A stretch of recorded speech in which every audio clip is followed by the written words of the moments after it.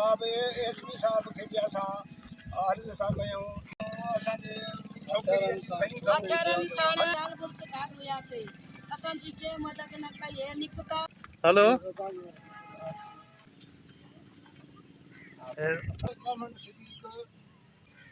छोकरी के बात वो बती 12 बजे रात जो असांजी छोकरी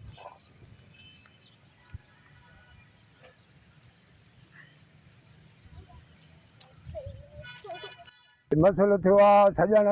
लॿणो ॻोठ आहे असांजो पंहिंजो उते राति जो 12 बजे हथियारनि सां माण्हू आया 6 माण्हू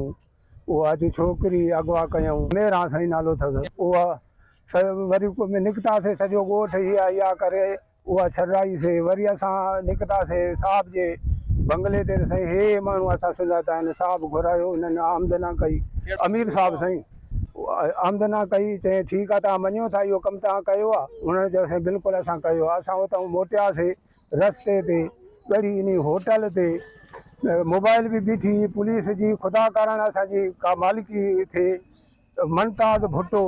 एसआई ऐं मुरीद कवरे जो इहे ॿई बीठा आहिनि असांखे बि इन्हनि धका हणाया आहिनि अब्दुल सतार इमदाद आसिफ अब्दुल रसूल ओशाक अब्दुल जब्बार इन्हनि साईं वरी धका आहिनि अलॻि आहिनि मोहम्मद मुराद अली नवाज़ रईस मुबारक आहे ॻोठ जो चङो मुड़ुसु आहे हुनजो साईं मथो फाटी पियो आहे उहो सीरस में आहे पुलिस ॻड़ी जी असांजी मदद नथी करे असांजो मुतालबो आहे त मथे ऑफिसरनि खे एसपी साहिब खे असां अपील था कयूं ख़ुदा वास्ते असांजी मालिकी थिए राति जो 12 बजे हथियारनि जे ज़ोर ते मुंहिंजी छोकिरी अगवा करे खणी विया आहिनि पहिरें उगाड़ी मथे उगाड़ी उहा वरी माना रस्ते ते वञी पुॼी असां छॾाई आहे सुञाता आहिनि माण्हू असां छा ॼाणनि मुंहिंजो इहो मतिलबु आहे मां पुलिस ॾे विया आहियां त पुलिस मुंहिंजी को बि एक्शन नथी खणी जे हितां विया आहिनि बंगले ते हुननि आमना बि कई आहे त असां खई आहे छोकिरी असांजा हथ आहिनि हुतां फ़ैसिले ते असां जीअं मोटिया आहियूं होटल ते आया आहियूं हिननि मीटिंग ठाहे उते असांखे धका बसि ॾाढो कई 12 बजे रात जो हथियारनि सां छाजड़ आया असां 2 ज़ाल मुड़ुस हुआसीं घर में असांजो दर बि भाॻियल आहे अची असांजो कब्ज़ो करे मुंहिंजी छोकिरीअ जो बूथ ॿधे पेरे उगाड़े मथे उगाड़े अची हुननि असां हथियारनि जे ज़ोर ते मुंहिंजी छोकिरी खई जीअं उहो असांखां हथु कढियो पोइ मां घल कई मां छोकिरी रस्ते खां छॾाई वो असांजा विया अमीर साहब जे बंगले ते